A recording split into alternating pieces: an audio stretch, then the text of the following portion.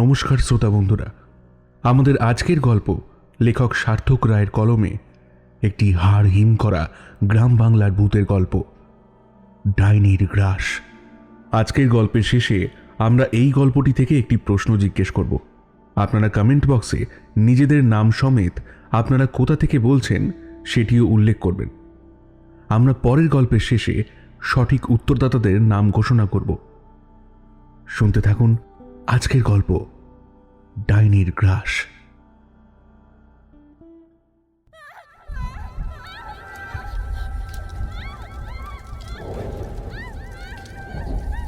নিস্তব্ধ রাত্রি। শিউলিপুর গ্রামের এক কোণে জমে ওঠা কালো মেঘ ঢেকে ফেলেছে সমগ্র আকাশটাকে। মাঝে মাঝে বিদ্যুতের ঝলক জানান দিচ্ছে বৃষ্টির আগাম পূর্বাভাস। এহেন পরিস্থিতিতে বকুলতলায় জড়ো হয়েছে গ্রামের অধিকাংশ মানুষ। মাঠের মাঝখানে একটা বকুল গাছ, সেখানে দড়ি দিয়ে বাঁধা এক নারী মূর্তি। ওর নাম সরলা। সমগ্র গ্রাম তাকে ডাইনির অপবাদ দিয়েছে। এর মুখ্য কারণ হল জমিদার পুত্রের সঙ্গে প্রেমের সম্পর্ক গড়ে ওঠা। আগুনের লেলিহান শিখা ধীরে ধীরে গ্রাস করছে তার সমগ্র শরীর। গ্রামের লোকজনের মধ্যে থেকে একজন চিৎকার করে বলে উঠল, ও ডাইনি, ওকে পুড়িয়ে মারো। সকলের বক্তব্য শুনে জমিদার বলে ওঠে, জমিদারের ছেলেকে প্রেমে ফেলা, তাই না? এর ফল তোকে পেতেই হবে। জমিদার পুত্র হিমাংশু ক্রুদ্ধ ও হিংস্রভাবে বলে ওঠে, বাবা, তুমি এটা কিন্তু ঠিক করছো না। সরলাকে এত বড় শাস্তি দিও না। আমরা একে অপরকে ভালোবাসি। তোমার যদি অতই রাগ থাকে তুমি ওকে গ্রাম ছাড়া করে দাও, কিন্তু তা বলে ওকে তুমি মেরে ফেলবে? জমিদার রেগে বলে উঠলেন, হ্যাঁ, তাই ফেলবো। বাবার মুখের ওপরে কথা বলতে এসো না হিমাংশু। তোমার জন্য কে ঠিক আর কে বেঠিক সেটা আমি তোমার থেকে শিখবো না। ও একটা ডাইনি, সমগ্র গ্রামের জন্য হানিকর। বাবার এই কথা শুনে জমিদার পুত্র হিমাংশু এগিয়ে যেতে চেষ্টা করল সরলার দিকে, কিন্তু হায়, সরলার কাছে তার পৌঁছানো হলো না। তার আগেই জমিদার হাত তুলে ওনার লাঠিয়ালদের নির্দেশ দিলেন। উপস্থিত লাঠিয়ালেরা আটকে নিল হিমাংশুকে। ও শুধু হিংস্রভাবে বলতে লাগলো, এই এই ছাড় ছাড়, তোরা আমাকে যেতে দে আমাকে। সরলা কিছুই বলে না। ও শুধু এক দৃষ্টিতে চেয়ে দেখছিল ভিড়টার দিকে। শুধু একটাই কথা বলে উঠল সে, যে নারী ভালোবেসে বিয়ে করবে তার রক্তে আমি আবার বেঁচে উঠব।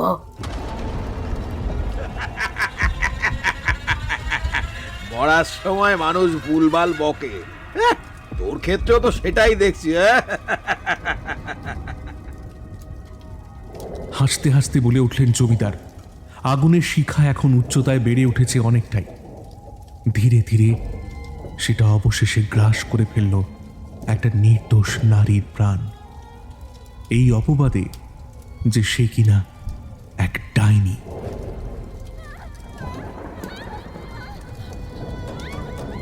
বাতাসের দাপটে কেঁপে ওঠে বকুল গাছের পাতা। ঝড়ে আগুনের শিখা উড়ে যায় আকাশে। পরক্ষণেই এক বজ্রপাত, আর সেই নারীর আর্ত চিৎকার মিশে যায় রাতের নিস্তব্ধতায়।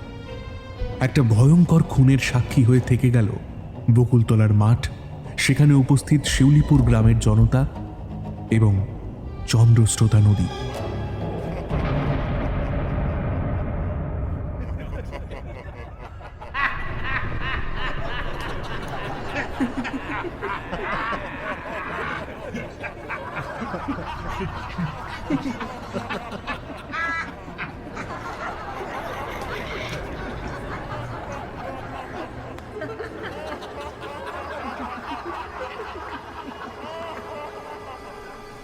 বকুলতলার মাঠে উপস্থিত ওই গ্রামের সকলে উল্লাস হাসিতে ফেটে পড়ল এই ভেবে যে হয়তো ডাইনির মৃত্যু ঘটেছে। কিন্তু কে বলতে পারত হয়তো ওদের অজান্তেই সূচনা ঘটল এক ভয়ঙ্কর অভিশাপে।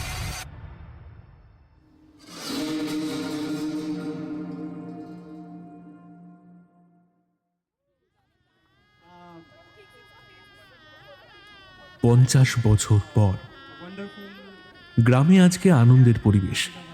হরনাথ মুখার্জির মেয়ের বিয়ে। গ্রামের লোক সবাই চলেছে তার বাড়ি। দূর থেকে ভেসে আসছে সানাইয়ের আওয়াজ। রঙিন আলোর মালা ঝুলছে, হাসির রোল উঠেছে উঠোন জুড়ে। কোণে লাল বেনারসি পরে চুপচাপ বসে আছে পিঁড়িতে। মুখে হাসি এবং লজ্জার সমানুপাত বিরাজমান। মাঝে মধ্যেই ভেসে আসছে পুরোহিতের মন্ত্রোচ্চারণ। ওম স্বস্তি, ওম স্বস্তি, ওম স্বস্তি। আনন্দের উচ্ছ্বাস, ফুলের অপরূপ সুবাসে প্রকৃতি যেন মম করছে। বিয়ের সবই ঠিকঠাক চলছিল, কিন্তু হঠাৎ সানাই থেমে গেল। উপস্থিত সকলে অবাক। সকলের মুখে একটাই কথা, এগি বিয়ে থেমে গেল কেন? বিয়ে থেমে গেল কেন? বিয়ে থেমে গেল কেন? বিয়ে থেমে গেল কেন? থেমে গেল কেন? হরনাথ এহেন পরিস্থিতিতে পুরোহিত মশাইকে জিজ্ঞেস করলেন, কি কি হলো ঠাকুর মশাই? আপনি মন্ত্র পড়া থামিয়ে দিলেন কেন?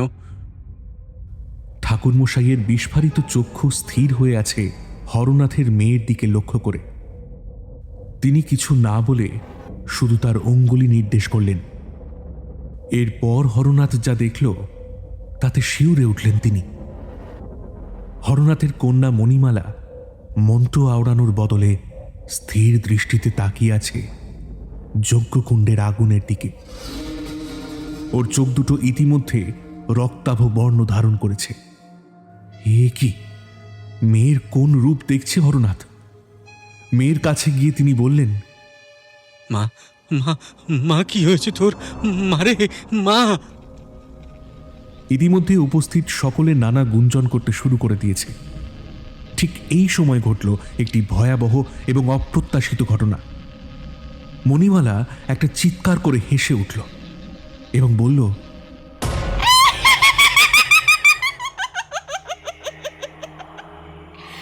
বলেছিলাম না, যারা ভালোবেসে বিয়ে করবে তাদের রক্তে আমি বেঁচে উঠব। মণিমালার মুখে এই কথা শুনে ওর বর মাধব ওকে বলল, কি হয়েছে তোমার? কি সব বলছো তুমি? মাধবের কথা শোনা মাত্রই মণিমালা হাসি মুখেই ওর তীক্ষ্ণ দাঁতজোড়া সজোরে বসিয়ে দিল ওর গলায়।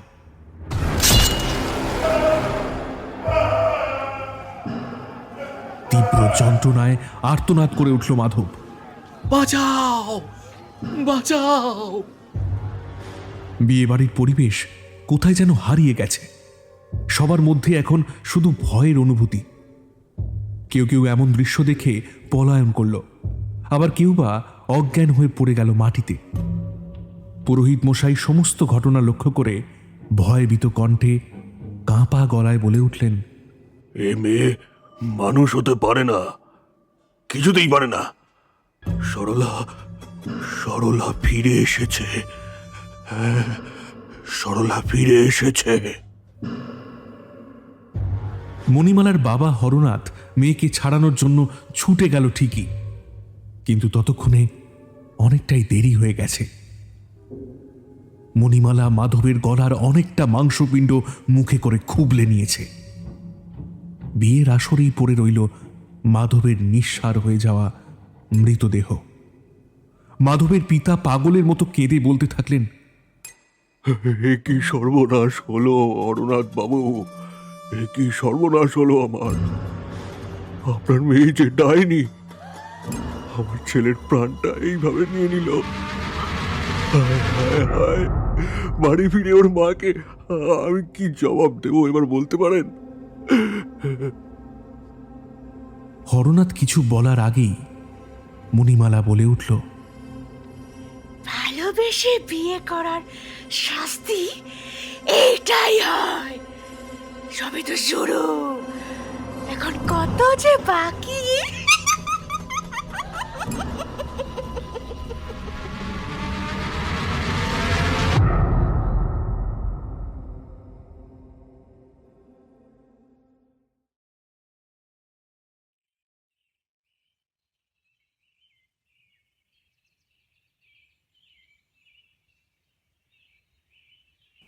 সময়টা শীতকাল। শিউলিপুর গ্রামে সূর্য তখনও নিজেকে আত্মপ্রকাশ করেনি, কারণ সকালের দিকে সমগ্র গ্রাম জুড়ে থাকে ধোঁয়াটে কুয়াশা, মেঘে ঢাকা আকাশ এবং নিস্তব্ধতার রাজত্ব।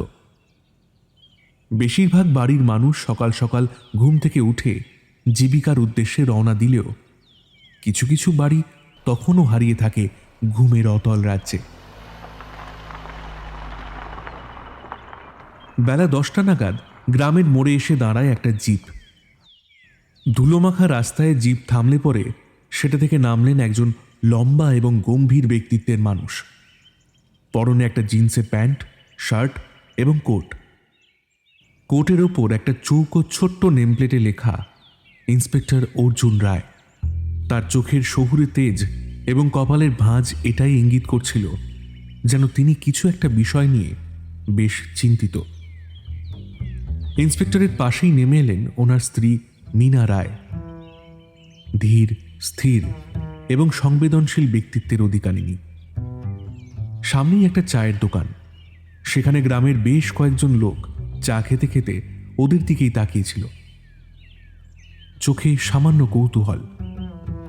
ওদের মুখ দেখে মনে হচ্ছে যেন ওদের মনে একটাই প্রশ্ন, যে কি কারণে এই অচেনা আগন্তুকদের আগমন এই গ্রামে। ইন্সপেক্টর ওদের দিকে তাকিয়ে ওদের অবস্থাটা ঠাহর করে ধীরে ধীরে বললেন, আচ্ছা, এটাই কি সেই গ্রাম? পাশে থাকা কনস্টেবল মৃণাল ব্যস্ত হয়ে বলে উঠল, হ্যাঁ স্যার, শিউলিপুর। গত 2 মাসে 3টে কেস, প্রত্যেক বিয়ে বাড়িতে, প্রত্যেক কোণে। অর্জুন ঠান্ডা গলায় বলে, ওসব ভূত ফুত কিছু নয়, মানুষই মানুষের সবচেয়ে বড় ভূত। এইসব গ্রামে সবাই কুসংস্কারে বিশ্বাসী হয়, এটাই তো স্বাভাবিক। একই রকম খুনের প্যাটার্ন। এটা তো মানসিক রোগ বা ট্রমাও হতে পারে, সেটা কি ভেবে দেখেছো? স্যার, ওটা তো আমরা বুঝবো, কিন্তু গ্রামের লোক এতটাই ভয় পেয়ে আছে যে ঘটনাগুলো ঘটার পর থেকে রাত্রিবেলা কেউ বাইরে বেরোই না। বুঝলাম। অর্জুনের স্ত্রী মীনা বলে উঠল, আচ্ছা, এইসব নিয়ে তো পরেও কথা বলা যাবে, এবার এগোনো যাক। এক জায়গায় আর কতক্ষণ দাঁড়িয়ে থাকা যায় বলুন তো মৃণাল বাবু? হ্যাঁ হ্যাঁ, নিশ্চয়ই। আসুন বৌদি, আসুন স্যার। সামনের রাস্তাটুকু হেঁটে যেতে হবে, মানে বুঝতেই পারছেন গ্রামের রাস্তা তো। মৃণালের কথায় ওরা দুজন রাজি হলো। সামনের মেঠো রাস্তা ধরে এগিয়ে যেতে থাকলো মৃণাল। পিছনে ইন্সপেক্টর অর্জুন রায় এবং ওর স্ত্রী ওকে অনুসরণ করে এগিয়ে গেল। পিছনে পড়ে রইল কিছু গ্রাম্য মানুষের কৌতূহল মেশানো দৃষ্টি। ইন্সপেক্টর অর্জুন রায়, তাঁর স্ত্রী মীনা রায় আর কনস্টেবল মৃণাল তিনজনই গ্রামের সরু পথ ধরে হেঁটে চলেছেন। হাঁটতে হাঁটতে ইন্সপেক্টর মৃণালকে জিজ্ঞেস করল, আচ্ছা মৃণাল, আর কত দূর বলো তো ওই গেস্ট হাউস? এই তো স্যার, এসেই গেছি। চারপাশে নিস্তব্ধতা। কেবল মাঝে মাঝে দূরে কোথাও থেকে ভেসে আসছে গরুর ডাক। একটু পরেই পথ ঘুরে একটা বাঁক নিতেই দেখা দিল একটা গেস্ট হাউস। গেটের ওপরে লেখা শিউলিপুর অতিথি নিবাস। অক্ষরগুলোতে শ্যাওলা জমে সবুজাভ হয়ে গেছে। দোতলা পাকা বাড়ি, চৌহদ্দি ঘেরা নিম গাছ, বাঁশঝাড় আর পাশে ছোট্ট পুকুরে রোদ পড়তেই জলের ওপর কুয়াশা ধোঁয়ার মতো ভেসে উঠছে। মীনা চারপাশে তাকিয়ে মৃদু হেসে বলল, কি শান্ত জায়গা, মনে হচ্ছে শহরের কোলাহল থেকে এক্কেবারে অন্য জগতে চলে এসেছি। অর্জুন কোটের কলারটা একটু তুলে নিয়ে হালকা গলায় বললেন, শান্ত ঠিকই, কিন্তু কেমন যেন থমথমে। মৃণাল গেস্ট হাউসের গেট খুলে ওদের উদ্দেশ্যে বলল, আসুন স্যার। লাল মোরাম বিছানো রাস্তা দিয়ে তিনজনে এগিয়ে গেল। বাইরে কয়েকজন লোক চেয়ারে বসে সূর্যের আলো উপভোগ করছিল। হয়তো বাইরে থেকে কোনো কারণবশত আগমন হয়েছে এদের। সেদিকে ভ্রুক্ষেপ না করে ওরা বাড়িটার ভেতর প্রবেশ করল। গেস্ট হাউসের মালিক রাধারমণের ব্যবহার বেশ ভালো। ওর থেকে ঘরের সমস্ত কিছু বুঝে নিয়ে নির্দিষ্ট ঘরে গিয়ে উপস্থিত হলো ওরা তিনজন। সাথে থাকা ব্যাগ এবং অন্যান্য সমস্ত জিনিসপত্র ঘরের এক কোণে রাখার পর মৃণাল বলল, স্যার এবারে আমি আসি। চলে যাবে? কিন্তু তোমার সাথে যে আমার কিছু আলোচনা করার ছিল। স্যার আমি বিকেলের দিকে আসবো আবার, তখন না হয় আলোচনা নিয়ে বসা যাবে। আচ্ছা বেশ। মৃণাল বেরিয়ে যাচ্ছিল ঘর থেকে। সেই মুহূর্তে মিনা বলল, কিছু খেয়ে যেতে পারতেন তো। না না বৌদি, আমার খিদে নেই।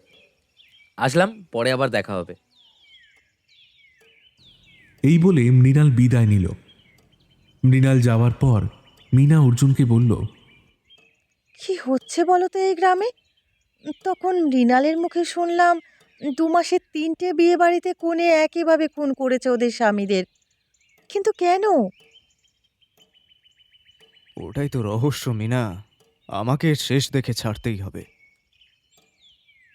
দুপুর গড়িয়ে ইতিমধ্যে বিকেল হয়ে এসেছে। সুজি মামা ধীরে ধীরে নিজের অন্তিম কাল ঘোষণা করে চলেছে। গ্রামের যারা কাজে গেছিল তারা নিজেদের বাড়ি ফেরার পথে পা বাড়িয়েছে। এই দৃশ্যগুলোই ছাদের ওপর থেকে দেখছিল অর্জুন এবং মিনা। কিছু ভাবছো? মিনার কথায় সম্বিত ফিরল অর্জুনের।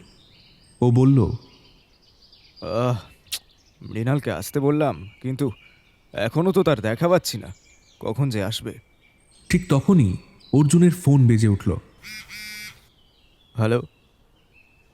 স্যার আমি মৃণাল বলছি। হ্যাঁ বলো, তোমার অপেক্ষাতেই তো বসে আছি, তুমি কোথায়? স্যার আমি তো গেস্ট হাউসে এসে গেছি, আপনারা কোথায়? ঘরে তো দেখলাম না, তাই ফোন করলাম। ওহো এই ব্যাপার, ছাদে চলে এসো, ছাদে আছি আমরা। আচ্ছা স্যার আসছি। এই বলে ফোনটা অপর প্রান্ত থেকে কেটে গেল। মিনিট 5 মধ্যেই ছাদে এসে উপস্থিত হলো কনস্টেবল মৃণাল। ওকে দেখা মাত্রই মিনা বলল, ওই তো মৃণালবাবু এসে গেছেন। হ্যাঁ মৃণাল, একেবারে কাজের কথাতেই আসি। তোমাকে তো বলেছিলাম তোমার সাথে আমার কিছু আলোচনা আছে। হ্যাঁ স্যার বলুন। দেখো, শিউলিপুর গ্রামের অতীত সম্পর্কে তুমি কি কিছু জানো? না স্যার, এটা তো জানি না, কিন্তু এই গ্রামে একটা পুরনো জমিদার বাড়ি আছে শুনেছি। ওখানে এখন নাকি একজন বৃদ্ধ লোক থাকেন। এর বেশি কিছুই জানি না। বুঝলাম। আর একটা কথা, তোমাকে একটা কাজ করতে হবে। কি কাজ স্যার? যে 3টে বাড়িতে খুনগুলো হয়েছে সেই বাড়ির মেয়েগুলোর মধ্যে তারপর আর তাদের আচরণে কোনো অস্বাভাবিক কিছু লক্ষ্য করা গেছে কিনা, এটা খোঁজ নিয়ে আমাকে যত তাড়াতাড়ি সম্ভব জানাও। আচ্ছা স্যার, হয়ে যাবে। বেশ, এবার তাহলে তুমি আসতে পারো। আপাতত এটুকু করো, বাকি দিকটা আমি দেখছি কতদূর কি করা যায়। আচ্ছা স্যার, আসছি। বৌদি আসছি। এই বলে কনস্টেবল মৃণাল একটা স্যালিউট জানিয়ে প্রস্থান করল। গিন্নি। মিনা ডাকটা শুনে খানিকটা অবাক হলো এবং বলল, বাবা, গ্রামে এসে তোমার আবার হলো কি? হয়নি কিছু, চলো জমিদার বাড়ি থেকে একটু বেরিয়ে আসা যাক। এখন? কিন্তু একটু পরেই যে সন্ধে নামবে। বলি, তোমারও বুঝি ভূতের ভয়? আচ্ছা বেশ, চলো। গেস্ট হাউস থেকে বেরিয়ে পড়ল ওরা দুজন। রাস্তায় হাঁটতে হাঁটতে একটা লোককে অর্জুন জিজ্ঞেস করল, আচ্ছা, এই গ্রামে জমিদার বাড়িটা কোন দিকে বলতে পারো? লোকটা অবাক হয়ে বলল, মশাই, আপনারা কি পাগল হয়েছেন? সন্ধে নেমে আসছে আর আপনারা ওই অভিশপ্ত জমিদার বাড়ির দিকে যাচ্ছেন? আহা, তুমি শুধু বলোই না কোন দিকে, তাহলেই হবে। আচ্ছা, আপনারা যখন যাবেন বলেই ঠিক করে ফেলছেন, তখন শুনুন, এই রাস্তা দিয়ে সোজা চলে যান। একটা মাঠ পড়বে, ওই ডাইনি পোড়ার মাঠ। ওই মাঠ পেরিয়ে কিছুটা যেতেই ওই বাড়িটা পড়বে। কথাটা শোনা মাত্র অর্জুনের চোখ জলজল করে উঠল। ডাইনি পোড়ার মাঠ, এমন নাম কেন? তা জানি নে বাপু, তবে আমি জন্মের পর থেকে এমন নামই শুনিয়ে আসছি, ওই মাঠটার। আচ্ছা বেশ, তুমি যাও এবার। লোকটা এবার মাথা এপাশ ওপাশ দোলাতে দোলাতে চলে গেল। হয়তো আফসোস করছিল মনে মনে ওই বাড়ির ঠিকানা বলে দেওয়ায়। মিনা হাঁটতে শুরু করেছিল। কিছুটা হেঁটে যেতেই দেখল অর্জুন ওর থেকে আগে কিছুটা তফাতে দাঁড়িয়ে পড়েছে। ওর চোখগুলো স্থির। মিনা ওর উদ্দেশ্যে বলল, কি গো, দাঁড়িয়ে পড়লে যে? তুমি শুনলে ছেলেটা ওই মাঠের নাম কি বলল? শুনলাম তো, ডাইনিপুরার মাঠ। কিন্তু ভেবে দেখেছো নামটা কেমন অদ্ভুত না? তবে কি ওই মাঠে ডাইনি আছে? জানি না, একটার পর একটা প্রশ্ন আমার মাথায় এখন শুধু ঘোরপাক খাচ্ছে। আপাতত ওই জমিদার বাড়িতে না গেলে কিছুই বোঝা যাবে না। অন্ধকার নেমে আসছে। দিনের আলো এখন প্রায় নেই বললেই চলে।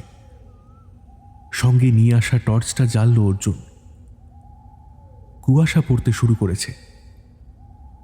গ্রামে সন্ধ্যা যদিও তাড়াতাড়ি নামে, কিন্তু মাঝে মাঝে বয়ে চলা ঠান্ডা বাতাস এবং এই কুয়াশা ডাইনি পোড়ার মাঠকে করে তুলেছে আরও রহস্যময় এবং ভৌতিক। মাঠে প্রবেশ করা মাত্রই ওদের দুজনের মনে হলো সময় যেন এক নিমেষে থেমে গেছে এখানে। কিছু একটা মাঝে মধ্যেই যেন অনুভূতি হচ্ছে, যেন কেউ পিছু নিচ্ছে ওদের। কিন্তু পিছন ঘুরলেই কাউকে দেখতে পেল না ওরা। অস্বাভাবিক একটা অনুভূতি নিয়ে মিনা অর্জুনকে বলে উঠল, জানো, এখানে আসার পর থেকেই না কেমন যেন একটা অস্বস্তি বোধ হচ্ছে। মনে হচ্ছে যেন কিছুই এখানে ঠিক নেই। ভুল কিছু বলনি। মাঠটা কিছুটা পার হতেই মিনার চোখ গেল একটা বকুল গাছের দিকে। সঙ্গে সঙ্গে ও যা দেখল তাতে ওর গা শিউরে উঠল। গাছের সাথে একটা পুড়ে যাওয়া নারীর দেহ, দুজোড়া চোখ খোলা এবং সেগুলো টকটকে লাল। হাসি মুখে নারীটি তাকিয়ে আছে মিনার দিকে। মিনা এই দৃশ্য দেখে চিৎকার করে উঠল। অর্জুন ওর চিৎকার শুনে ব্যস্তভাবে বলে উঠল, কি হয়েছে? কি হলো তোমার? মিনা ওর হাতটা বকুল গাছটার দিকে নির্দেশ করে বলল, ওই গাছটা দেখো, একবার তাকিয়ে ওদিকে দেখো। অর্জুন গাছটার নিচে টর্চ মারল এবং বলল, কোথায়? কিছুই তো নেই গাছটার নিচে, শুধু কয়েকটা পাতা পড়ে আছে। তুমিও না ভয় পাইয়ে দিয়েছিলে অমন চিৎকার করে। অর্জুন কথাটা বলা মাত্র একটা ঠান্ডা বাতাস বয়ে গেল। মিনা বলল, না না না গো, না গো, আমি দেখলাম, স্পষ্ট দেখতে পেয়েছি। ওই গাছটাতে একটা মেয়েকে কেউ বেঁধে পুড়িয়ে দিয়েছে। ওর চোখগুলো টকটকে লাল আর মুখে কি অদ্ভুত হাসি। বাবা, ভাবলেই গায়ে কাটা দিচ্ছে। ও তোমার মনের ভুল। তাড়াতাড়ি চলো, বেশি রাত করা যাবে না। বাড়িও তো ফিরতে হবে আমাদের আবার। ওরা দুজনে আবার এগিয়ে যেতে লাগলো। মিনা মনে মনে ভাবল, কিন্তু আমি কি এতটাই ভুল দেখলাম? এমন ভাবতে ভাবতেই ওর মনে হলো কেউ যেন ওর কানে কানে বলে গেল, কিচ্ছু ভুল দেখিস নি তুই।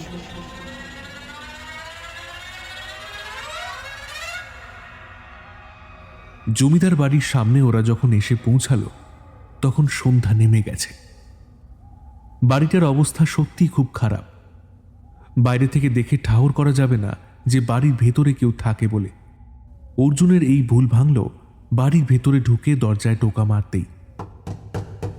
দরজায় টোকা মারতেই কিছুক্ষণের মধ্যেই সেটা খুলে গেল।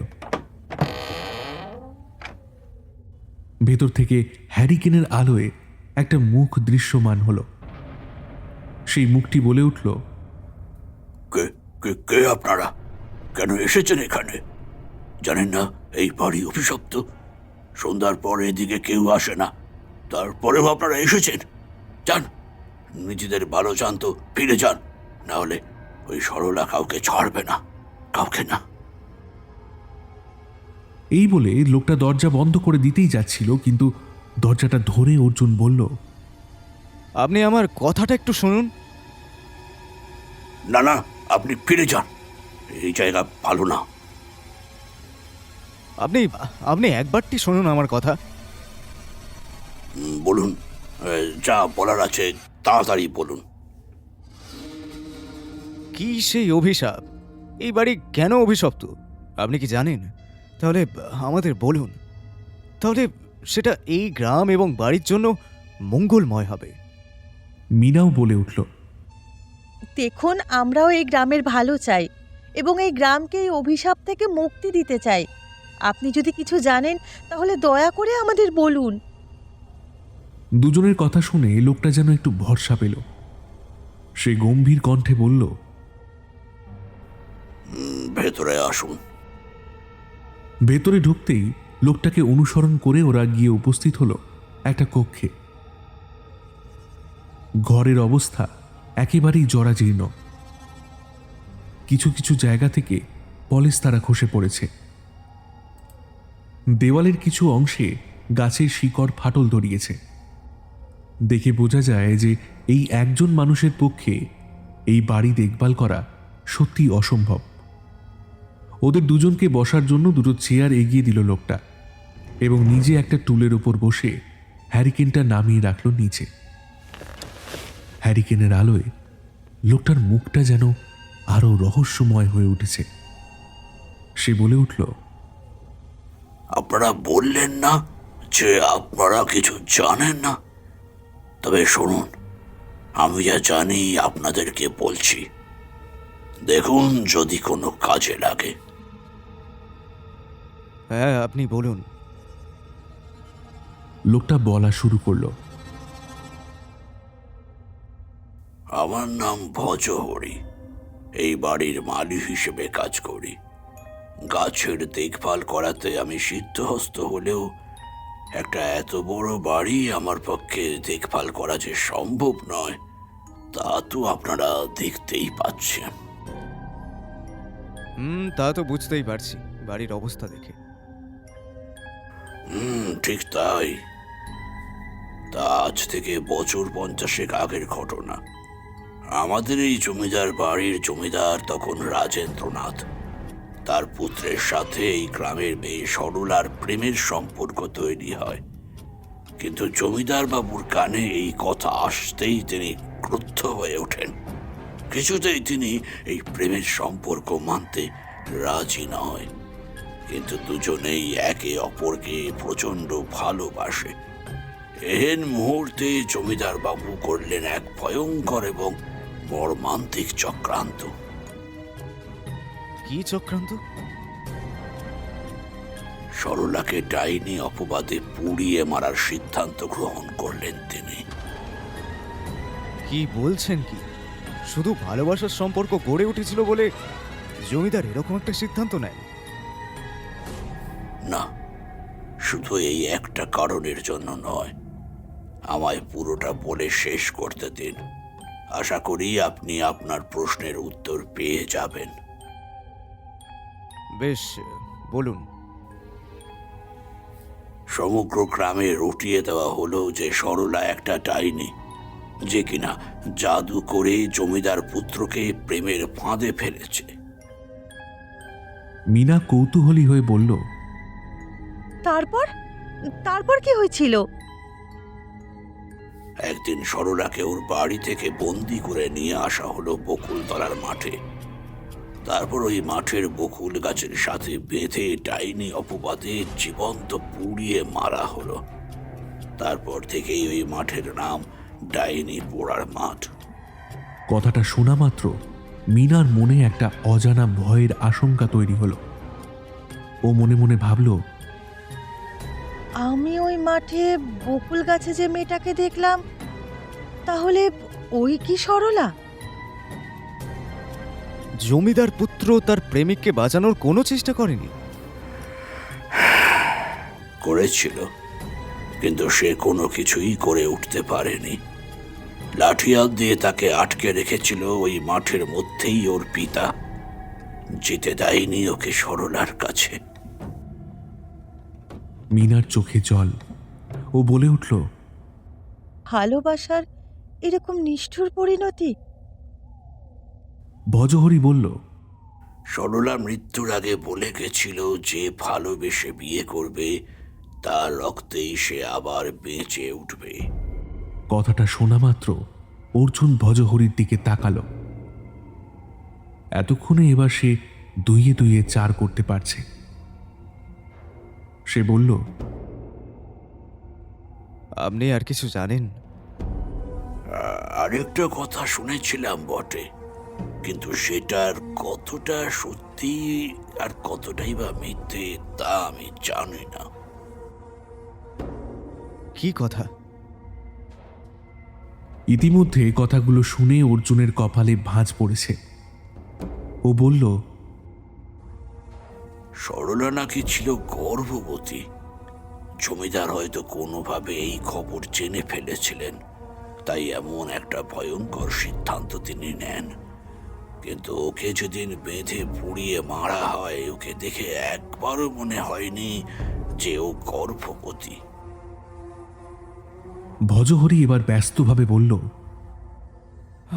Strange, very strange. সরলা যদি সত্যি সন্তান সম্ভবা ছিল, তাহলে ওর বাচ্চাটার কি হলো? আপনাদের যা বললাম, আমি এর বেশি আর কিছুই জানি না। জমিদার বাবু নিজেও অবাক হয়ে গেছিলেন এটা দেখে যে সরলা গর্ভবতী নয়। আচ্ছা, বেশ। হ্যাঁ, আপনারা আর দেরি করবেন না, বাড়ি ফিরে যান। আপনাদের ভালোর জন্যই বলছি। অর্জুন এবং মিনা রাজি হল। ওরা দুজনে ভজহরিকে বিদায় জানিয়ে বাড়ির উদ্দেশ্যে পা বাড়ালো। বাড়িতে যখন ওরা পৌঁছালো, ঘড়িতে তখন সময় সন্ধে 7:30। বাড়ি ফেরার কিছুক্ষণ পর অর্জুন দেখল মৃণাল ফোন করছে। ফোনটা তুলতেই অর্জুন জিজ্ঞেস করল, কাজ হয়েছে? হ্যাঁ স্যার, বলো তাহলে। 3টে বাড়িতেই খোঁজ নিয়ে দেখেছি স্যার। এই বাড়িগুলোর যে মেয়েদের বিয়ে হওয়ার কথা ছিল, ওই ঘটনার পর থেকে নিজেদেরকে কেমন যেন একঘরে করে ফেলেছে তারা।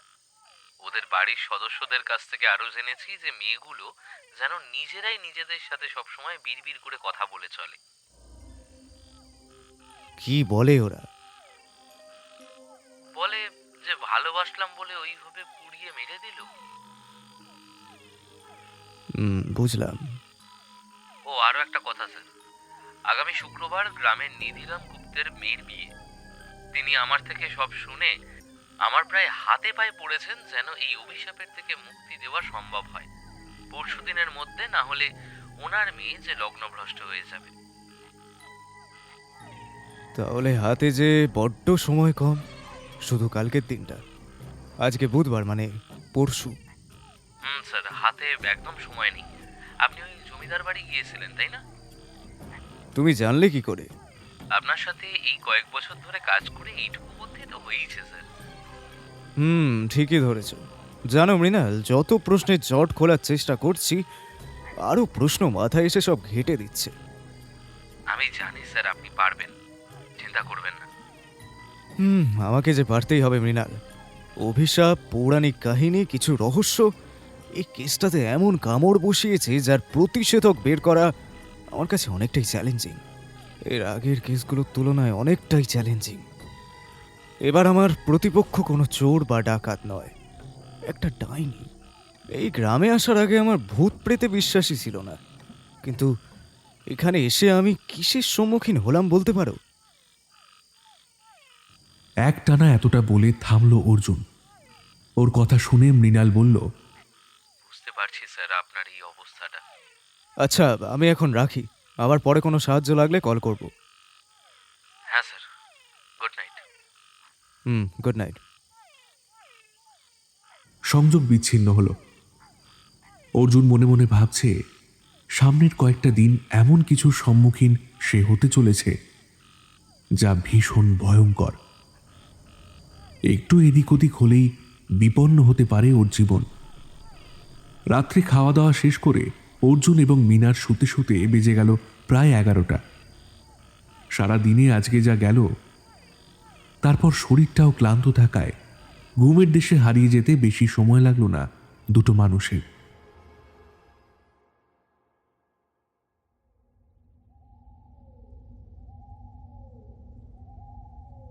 তখন রাত 2টো বাজবে। মিনা হঠাৎ বিছানা ছেড়ে উঠে বসল। অর্জুনের ঘুম পাতলা। মিনা উঠে পড়েছে দেখে ও উঠে ওকে জিজ্ঞেস করল, কি হলো, উঠে পড়লে যে? কোনো সাড়া পেল না অর্জুন। আবার মিনাকে ডাকলো। কি গো, কিছু বলছো না কেন? দুবার ডেকেও যখন সাড়া পেল না, তখন ওর মনে হলো, না, এ তো দেখছি ভালো লক্ষণ নয়। মিনা সাড়া দিচ্ছে না কেন? এরকম ভাবতে ভাবতেই অর্জুন দেখল মিনা হঠাৎ ওর মুখটা দ্রুত ঘোরালো ওর দিকে। কিন্তু এ কি, মিনার চোখগুলো ওরকম বিস্ফারিত হয়ে আছে কেন? আর মুখে কি অদ্ভুত পৈশাচিক হাসি। মিনা হেসে হেসে ধীরে বলল, মিনাকে খুব ভালোবাসো তাই না অর্জুন? অর্জুন হতভম্ব হয়ে গেছে। ও বলে উঠল, কে কে আপনি? এটা আমার স্ত্রী হতে পারে না। অর্জুনের কথা শুনে মিনা চিৎকার করে হাসতে থাকলো।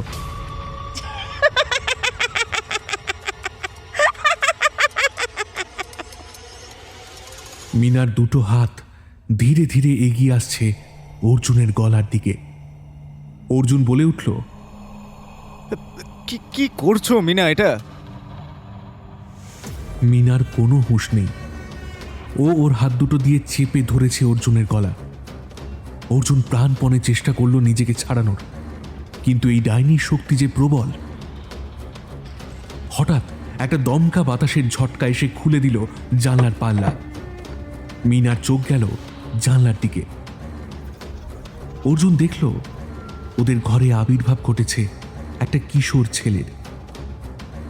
অর্জুনের গলা থেকে মিনার হাত দুটো ছাড়িয়ে এক অদ্ভুত প্রেতাত্মার ভাষায় কি বেশ বলে গেল ছেলেটি।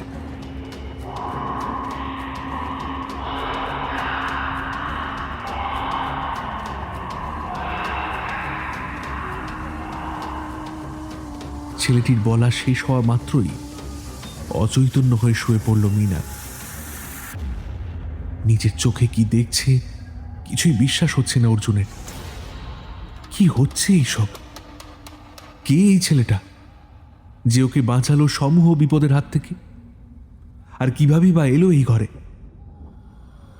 ছেলেটা বুঝতে পারলো অর্জুনের মনের অবস্থা, তাই সে বলল, ভাবছেন তো আমি কে এবং কিভাবে এলাম? কি করে বুঝলে? আপনার অবস্থা দেখে অনুমান করে নিলাম। হ্যাঁ, ঠিকই অনুমান করেছো। আমার নাম সায়ন।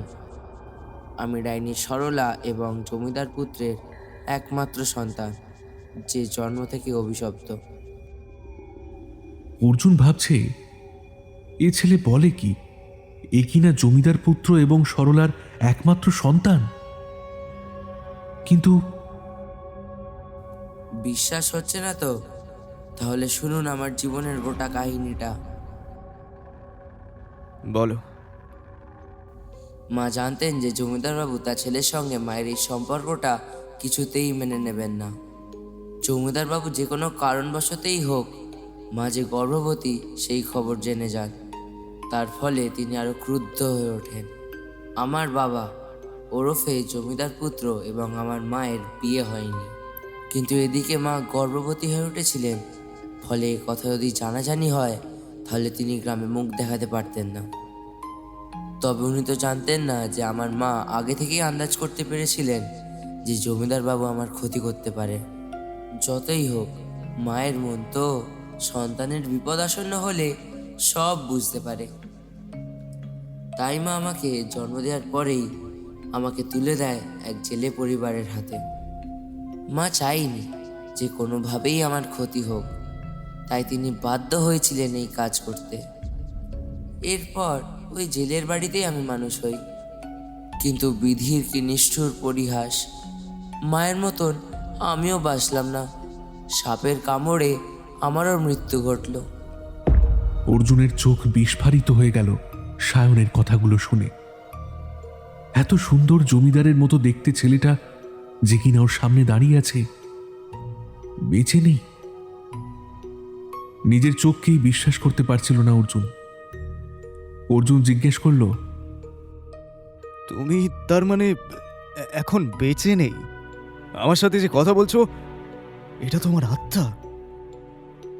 হ্যাঁ, আমি বাঁচিনি ঠিকই, কিন্তু আমি আপনাদেরকে এই বিপদের হাত থেকে বাঁচাতে পারি।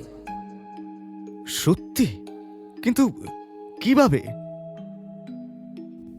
আমি ওই ডাইনিকে থামাতে পারি। মারা যাওয়ার আগে মা আমাকে জন্ম দিয়ে যায়। যদিও পরবর্তীকালে সাপের কামড়ে আমার মৃত্যু ঘটে। মৃত্যুর পর আমি মায়ের কাছে যাওয়ার চেষ্টা করেছিলাম জানেন, কিন্তু আমি পারিনি।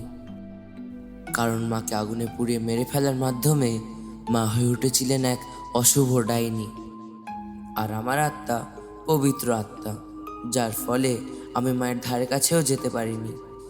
বেঁচে থাকতে মায়ের মুখ না দেখা আর মৃত্যুর পরেও মায়ের সাথে না থাকার যন্ত্রণাটা আমি মেনে নিতে পারিনি।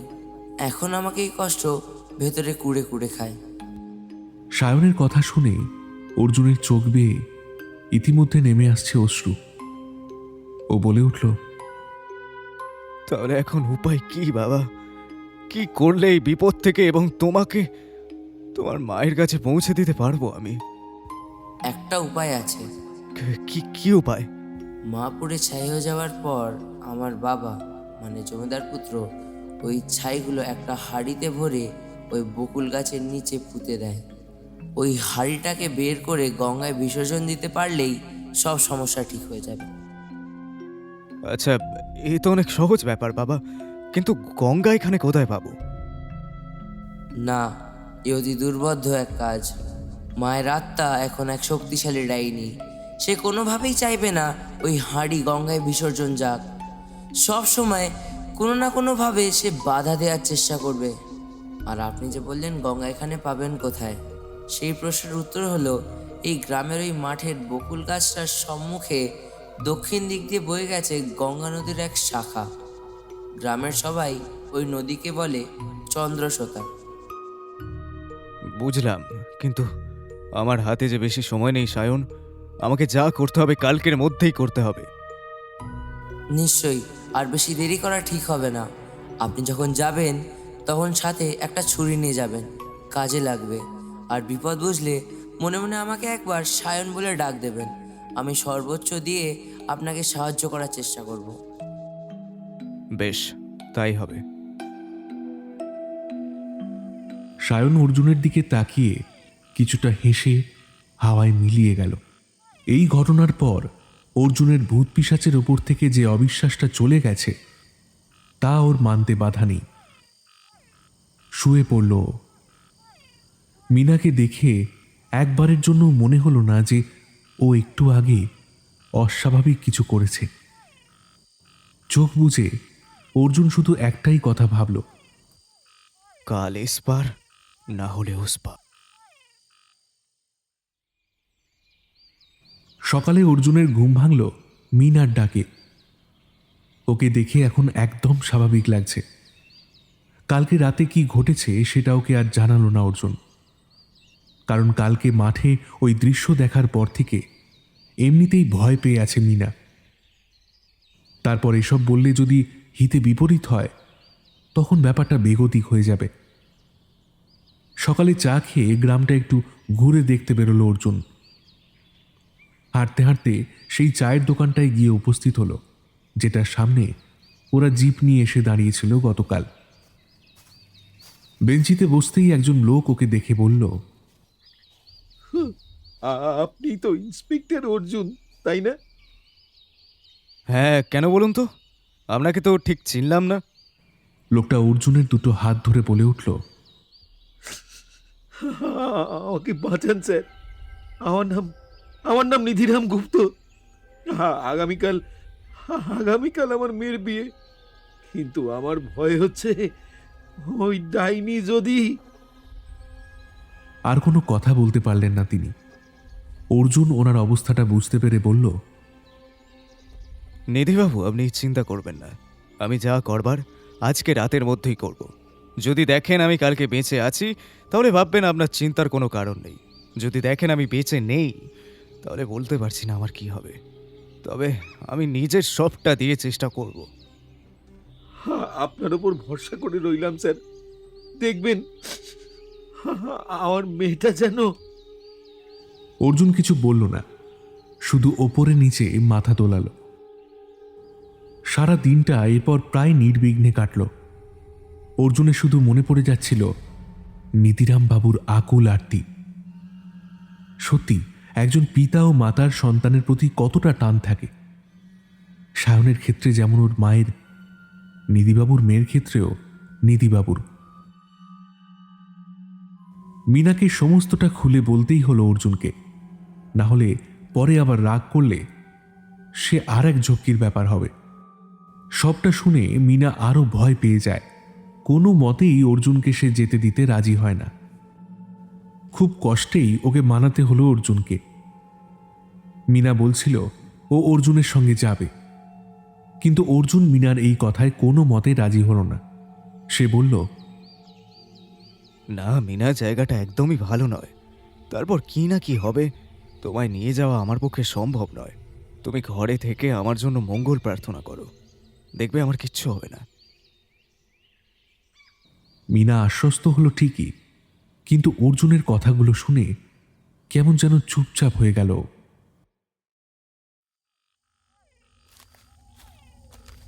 রাত্রে খাওয়া দাওয়া সেরে ইন্সপেক্টর অর্জুন রায় বাড়ি থেকে যখন বেরোলো, তখন ঘড়িতে সময় রাত 12টা। সাথে ছুরি আর রিভলভারটা নিতেও ভুলল না অর্জুন। এই শীতে শিউলিপুর গ্রাম যেন আরও রহস্যময়। চারদিক ঘন কুয়াশায় মোড়া। মাঠ, পথ, পুকুর সব যেন এক ধোঁয়াটে পর্দার আড়ালে হারিয়ে গেছে। বাতাসে শিশিরের ঠান্ডা ছোঁয়া, আর কোথাও কোথাও খড় পোড়ানোর হালকা গন্ধ ভেসে আসছে। দূরের বাঁশবনে মাঝে মাঝে ঝিঁঝি পোকা ডাকছে, আবার হঠাৎ থেমে যাচ্ছে, যেন কিছু একটার আগমনের আশঙ্কায়। পুকুর পাড়ের তাল গাছের ছায়া কুয়াশায় মিলিয়ে গেছে। দূর থেকে মাঝে মধ্যেই ভেসে আসছে শেয়ালের আর্তনাদ। ডাইনি পোড়ার মাঠ ওরফে বকুলতলার মাঠে উপস্থিত হতেই দ্রুত ওই বকুল গাছটার দিকে এগিয়ে যেতে থাকলো একটা টর্চের আলো। কিছুটা এগিয়ে যেতেই পিছন থেকে একটা মেয়েলি গলায় কেউ ডেকে উঠল, অর্জুন, অর্জুন, অর্জুন। অর্জুন ভাবল কি ডাকছে ওকে, কিন্তু না, ও ফিরে তাকাবে না। সায়ন বলেছিল বাধা আসবে বারবার। মাথা ঠান্ডা রেখে সব কাজ করতে হবে। একটু এদিক ওদিক হলেই সমস্তটা শেষ হয়ে যাবে। অর্জুন এরপর এগিয়ে গেল গাছটার দিকে। বকুল গাছটার সম্মুখে উপস্থিত হয়ে মনে মনে সায়নকে ডাকল অর্জুন। ডাকার কিছুক্ষণের মধ্যেই দেখল সায়ন এসে উপস্থিত হয়েছে ওর পাশে। চারদিক কুয়াশায় ঢাকা। ঠান্ডা বাতাসে মাঝে মধ্যেই ভেসে আসছে এক অদ্ভুত ধোঁয়া ও গন্ধ, যেন কেউ বহুদিন ধরে পড়ে যাওয়া মাংসের গন্ধ ছড়িয়ে রেখেছে এই বাতাসে। সায়নের গলা ঈষৎ কাঁপছে। ওইখানেই, ওই গাছের নিচেই আছে মায়ের ছাই ভরা হাড়িটা। আপনি খোঁড়া শুরু করুন। অর্জুন ওর সাথে নিয়ে আসা ধারালো ছুরিটা দিয়ে মাটি খোঁড়া শুরু করলো। তারপরেই শুরু হলো বাতাসের দমকা ঝড়। বকুল গাছের পাতা ঝরে পড়তে লাগলো, আর তার সাথে ভেসে এলো এক নারী কণ্ঠ। কেউ ছবে না আমার শেষ অঙ্গারটুকু। অর্জুন পিছনে তাকায়। কুয়াশার ভিতর থেকে বেরিয়ে আসছে আগুনে মোড়া এক নারী মূর্তি। চোখের রং রক্তাভ এবং ভয়ঙ্কর ক্রুদ্ধ হিংস্র মুখ। তুমি আমার সব কিছু ছিনিয়ে নিয়েছিলে, এখন আমি তোমার রক্ত চাই। বলে উঠল নারী মূর্তিটা। তুমি আমার কিচ্ছু করতে পারবে না সরলা। আমি তোমার ক্ষতি করব না, আমি তোমায় মুক্তি দিতে চাই।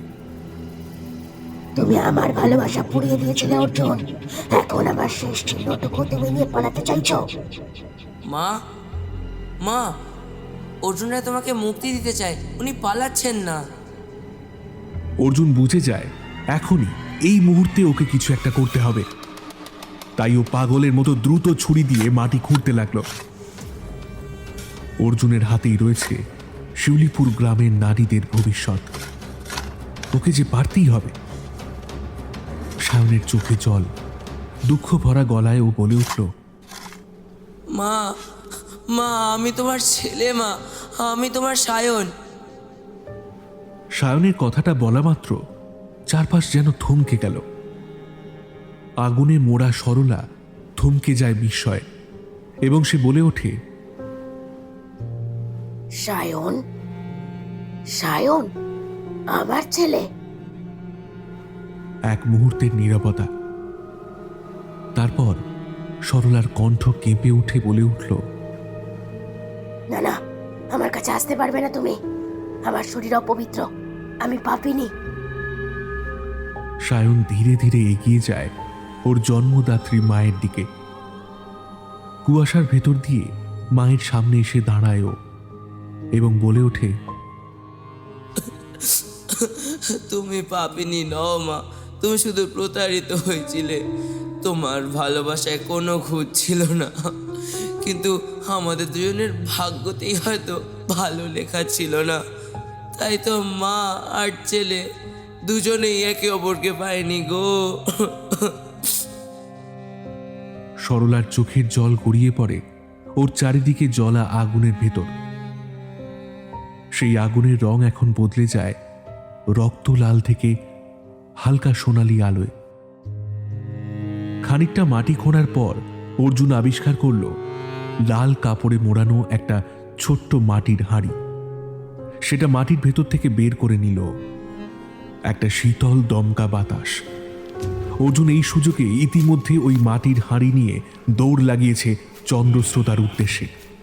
সরলা আবার চিৎকার করে ওঠে, না না অর্জুন, তুই ওই হাড়ি চন্দ্রস্রোতায় কিছুতেই ভাসাতে পারবি না।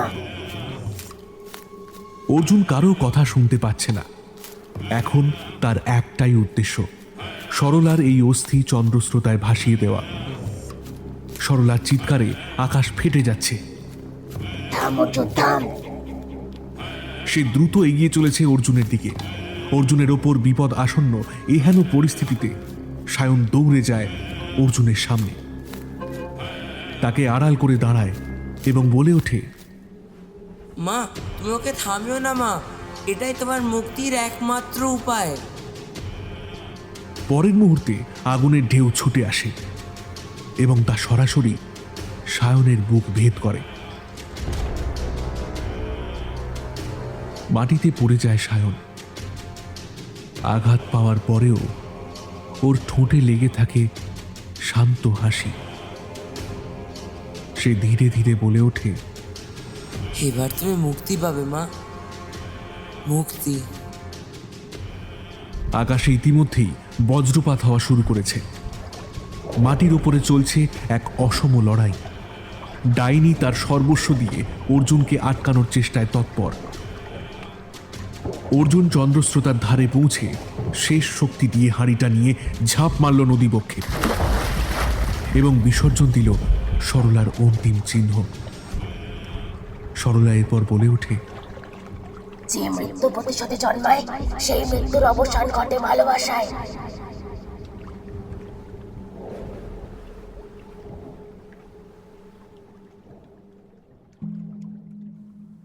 এই বলে হাওয়ায় মিলিয়ে যায় সরলা। এক মুহূর্তে চারদিক নিস্তব্ধ। আকাশ পরিষ্কার হয়ে আসে। অবশেষে মা ও ছেলের মিলন ঘটল এই মুক্তির মাধ্যমে। কতই না কষ্ট চেপে রেখেছিল এই দুই আত্মা নিজেদের মনের ভেতর। সরলার শেষ চিহ্ন ভাসিয়ে ঘাটের এক প্রান্তে কোনো মতে উঠে অর্জুন চোখ বন্ধ করে মাথা নোয়ায়। ভোরের প্রথম আলোয় কুয়াশা সরে যায়। শিউলিপুর গ্রাম অনেক বছর পর যেন আবার নিশ্চিন্তে নিঃশ্বাস ফেলে। আজকের সকালটা যেন অনেক সুন্দর, যে সকালে নেই কোনো ডাইনির করাল দৃষ্টি বা অতীতের কোনো অভিশাপের ছায়া। ডাইনি পোড়ার মাঠে চন্দ্রস্রোতা নদীর ধার থেকে অর্জুনের অচৈতন্য দেহ উদ্ধার করে গ্রামের কিছু লোক। ওকে বাড়িতে নিয়ে আসার পর চোখে মুখে জল দিতেই জ্ঞান ফিরে এসেছে অর্জুনের। সমস্ত ঘটনা শুনে কনস্টেবল মৃণালও ছুটে চলে এসেছে শিউলিপুর। ইন্সপেক্টর অর্জুন রায় বেঁচে ফিরে এসেছে দেখে নিধিবাবু প্রচণ্ড আনন্দিত এবং তিনি অর্জুন সহ ওর স্ত্রী এবং মৃণালকেও ওনার মেয়ের বিয়েতে নেমন্তন্ন করে গেছেন আজ সকালে। অর্জুন ফিরে আসায় ওনার মাথা থেকে এক বোঝা দুশ্চিন্তার ভার নেমেছে। ইন্সপেক্টর অর্জুন মৃণালকে একটাই কথা বলল, জানো মৃণাল, এই কেস সলভ করে শুধু শান্তি পেয়েছি তাই নয়, সব থেকে বেশি আনন্দ লাগছে মা আর ছেলের মিলন ঘটাতে পেরে। মৃণাল বলল, স্যার আপনার শেষ কথার মানে কিছু বুঝলাম না। অর্জুন ওর স্ত্রী মিনার দিকে তাকালো। মিনার মুখে লেগে থাকা হাসি ওকে ইঙ্গিত দিল মৃণাল বুঝতে না পারলেও ওর প্রিয়তমা ঠিক বুঝতে পেরেছে ওর কথার ইঙ্গিত। বিগত কয়েক মাসের আতঙ্ক কেটে যাওয়ায় নিধিবাবুর মেয়ের বিয়ে খুব সুন্দরভাবে কেটে গেল। কোণের মধ্যে কোনো অস্বাভাবিক কিছু লক্ষণ দেখা গেল না। এমনকি আগে যে বাড়িগুলির মেয়েরা অস্বাভাবিক আচরণ করছিল তারাও নাকি বর্তমানে একদম সুস্থ ও স্বাভাবিক হয়ে উঠেছে। অবশ্য হবে নাই বা কেন, সরলার বিদায় নেওয়ার সাথে সাথেই অবসান ঘটেছে এই গ্রামের এক অভিশপ্ত অধ্যায়। পরের দিন সকালে গেস্ট হাউসের সমস্ত কাজ মিটিয়ে ইন্সপেক্টর অর্জুন রায়, ওর স্ত্রী মিনা এবং কনস্টেবল মৃণাল এসে দাঁড়ালো ওই চায়ের দোকানটার সামনে। সমগ্র গ্রামবাসী এসে উপস্থিত হয়েছে সেখানে ওদের বিদায় জানাতে এবং কৃতজ্ঞতা জানাতে। ওদের মধ্যে থেকে একজন লোক বলে উঠল, আজকে আপনি ছিলেন বলেই আমাদের গ্রামের মেয়েরা এই অভিশাপ থেকে মুক্তি পেল স্যার। আপনাকে অনেক অনেক ধন্যবাদ। সকল গ্রামবাসী লোকটির কথায় সমস্বরে সম্মতি জানালো। ইন্সপেক্টর অর্জুন বলল, আমিও খুব আনন্দিত এই কেসটা সলভ করতে পেরে। আশা করি আপনাদের এবার থেকে নিশ্চিন্তেই দিন কাটবে। তাহলে এখন আসি, আবার ভবিষ্যতে দরকার পড়লে নিশ্চয়ই দেখা হবে। এই বলে অর্জুন মৃণালকে নির্দেশ দিল গাড়িটা স্টার্ট দিতে। অর্জুন এবং ওর স্ত্রী মিনা উঠে গেল গাড়িতে। অর্জুন মৃণালকে বলল, কয়েক মাসের মধ্যে একটা সুখবর পাবে মৃণাল। ওমা তাই? কি সুখবর স্যার? সময় আসলেই জানতে পারবেন। আপাতত চলো। ধুলো উড়িয়ে শিউলিপুর গ্রাম ছেড়ে বেরিয়ে গেল জিপ গাড়িটা। পিছনে পড়ে রইল সমগ্র শিউলিপুর গ্রামের মানুষজন, যাদের জীবনে এখন ইন্সপেক্টর অর্জুন রায় দেবদূত সমান।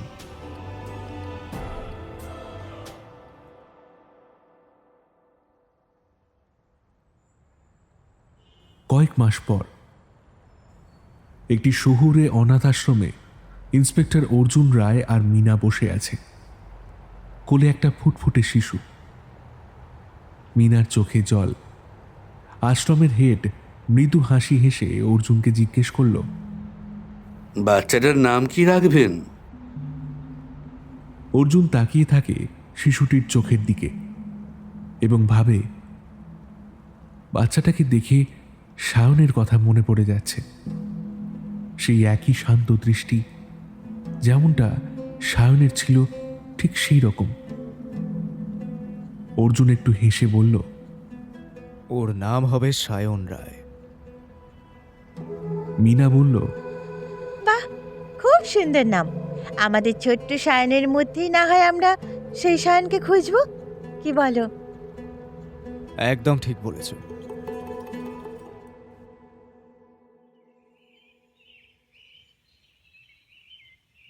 জানলার বাইরে থাকা বকুল গাছটা থেকে একটা দমকা বাতাস এসে যেন স্পর্শ করে গেল ফুটফুটে বাচ্চাটাকে এবং ওর কানে কানে বলে গেল, আমি সব সময় তোর সাথে আছি বাবা, আমার সোনা বাবা। আমি থাকতে তোকে আর নিজের থেকে দূরে যেতে দেব না। এইভাবেই তোর উপর নজর রাখবো। অভিমান করে থাকবি আর অভিমান করবি এই মায়ের ওপর। বাচ্চাটা খিলখিল করে হেসে উঠল, যেন আপন মনে সে বলছে, একদমই না, তুমি খুশি থাকলে আমিও খুশি মা। ফুটফুটে বাচ্চাটাকে নিয়ে অর্জুন এবং মিনা আশ্রমের বাইরে বেরিয়ে আসতেই অর্জুনের একটা ফোন আসলো। ফোনটা পকেট থেকে বের করতেই একটা নাম দৃশ্যমান হলো। মৃণাল ফোন করছে। ফোন তুলতেই মৃণাল বলে উঠল, হ্যালো স্যার, কি নাম রাখলেন ভাইপোর? সায়ন রায়। বাহ, খাসা নামখানা স্যার।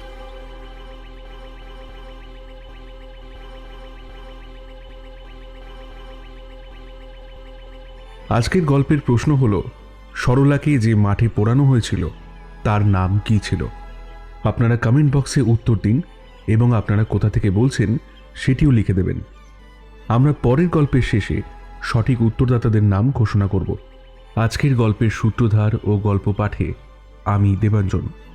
বিভিন্ন চরিত্রে বৈভব, RNM অভিষেক, ফিদা, বর্ণালী, সৌরভ রায়, আস্তিক, সঞ্চালী, অতনু, সৌরভ মণ্ডল, পূজা, সৌরভ সাহা এবং আমি দেবাঞ্জন। শব্দ সংযোজন ও আবহ ডাইনামিক অ্যাটমস, প্রচ্ছদ সূর্য। পর্ব পরিচালনা টিম অন্ধকারের ডায়েরি। আমাদের আজকের গল্পটি ভালো লাগলে একটি লাইক করবেন ও যারা এই ধরনের গল্প শুনতে ভালোবাসে তাদের সাথে শেয়ার করবেন। আর হ্যাঁ, চ্যানেলটি সাবস্ক্রাইব করতে ভুলবেন না কিন্তু। ফিরছি পরের গল্প নিয়ে খুব শীঘ্রই। আপনারা শুনতে থাকুন অন্ধকারের ডায়েরি। ভয় যেখানে বাস্তব, অন্ধকার সেখানে গভীর।